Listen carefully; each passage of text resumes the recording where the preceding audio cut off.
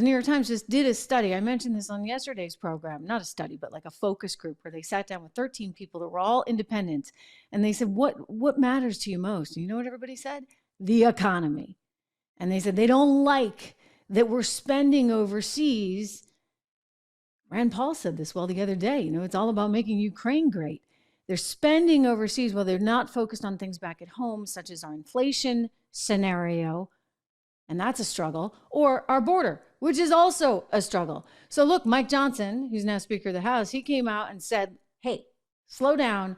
You know what? We're not getting this thing through until we get some promises. Like, we're not giving all this foreign aid until we get some promises that we're going to actually have something decent back here at home. Take a look. Regarding the border, talk about the American people not being listened to. They are crying out to the Biden administration to secure the border. This is not a Republican issue. It's an issue for every single person, and everybody knows it. We know the stories of children being poisoned by fentanyl and cities being overwhelmed by migrant surges. We know House Republicans have shown that we are listening to and holding the administration accountable for this catastrophe. We're listening to the people. We're taking action to hold Biden accountable. Last night, the House voted to approve articles of impeachment against Secretary Mayorkas. Desperate times call for desperate measures. We had to do that. He has abdicated his responsibility, he's breached the public trust, and he's disregarded the laws Congress has passed. But much more has to be done, of course, to secure the border. And what the Senate produced this week is silent on that issue. Senator McConnell and I have spoken about this in frank sessions, and let me be clear here again this morning. The Republican-led House will not be jammed or forced into passing a foreign aid bill that was opposed by most Republican senators and does nothing to secure our own border. It's time for Washington to start showing some love to Americans. On Valentine's Day, this is a good day to point this out. You need to listen to the American people and their needs and take action.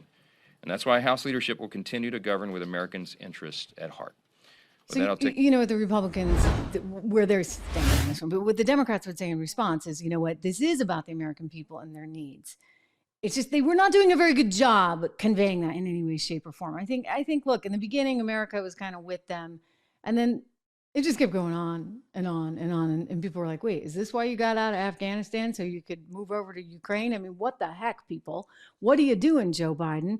And so they started getting a little tired of it and a little sick of it. And the Biden administration, because apparently nobody understands how to communicate there, and they get a leader who's 81 years old and in some kind of, I'm not a doctor, but seemingly mental decline, they can't tell you why you should be sending all your taxpayer dollars to Ukraine. I mean, they just can't. They can't articulate it. The best that Chuck Schumer came up with was, we have to do this now, otherwise it's going to be on your kids' hands, etc. I keep going back again. Tune into tomorrow's show because we're going to get into super detail on this. I keep going back to the writings of George Kennan, who had joined the State Department in 1928. He was the ambassador to the USSR for the U.S. during the height of the Cold War. And he knows that country and its history and its people. And he would write over and over again in frustration with what the Clinton team was doing. This is Bill Clinton back in the day. They were going off of Dick Cheney's plan, which people laughed about and thought was too extreme in 1992 when he came out with it. And they're like, he was like, what are you doing? Because this is just going to get you right back into a Cold War with Russia again.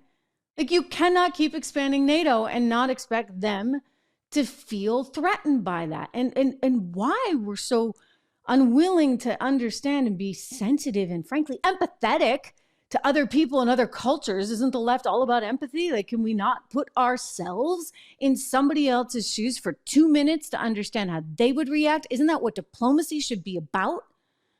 And we get the B team, Biden and Blinken B team that McCain warned us about, ladies and gentlemen. I'm sorry, whatever you thought about McCain, he got that one so spot on when he told us Anthony Blinken would be dangerous to the world and dangerous to America. And he said this on the floor.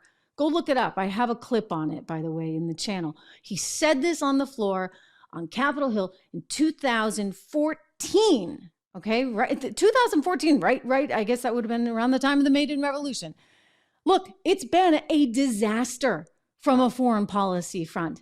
And so Americans are like, wait, I don't have any money. The cost of eggs is through the roof. And you want me to finance this where all these people are taken off with our dollars? I don't think so. That is the reaction, whether you like it or not, whether you agree with this or not. Like, let's put that aside for a moment and talk about the messaging. There's no messaging other than, okay, we have to do this. And now maybe this is the answer. Didn't they do this before? Didn't something get leaked to the New York Times? I know the reporter. I mean, she used to come on my show all the time. She's a really lovely woman. I mean, she was wrong on it, right? Because they leaked information on Iraq to her, and it was wrong. It was just all wrong. And they convinced themselves, they got themselves so spun up that they had to go in and take out Saddam Hussein. And then we landed in the Iraq War. So I just caution everyone to not treat the New York Times as though it's gospel. It's not. They get things wrong all the time. Big things like bad intelligence on Iraq. All right, so they are not the be all end all. This is what they're telling us now. There's intelligence allegedly that Russia has nukes and they're sending them to space. So listen up, you better pass $95 billion today or else.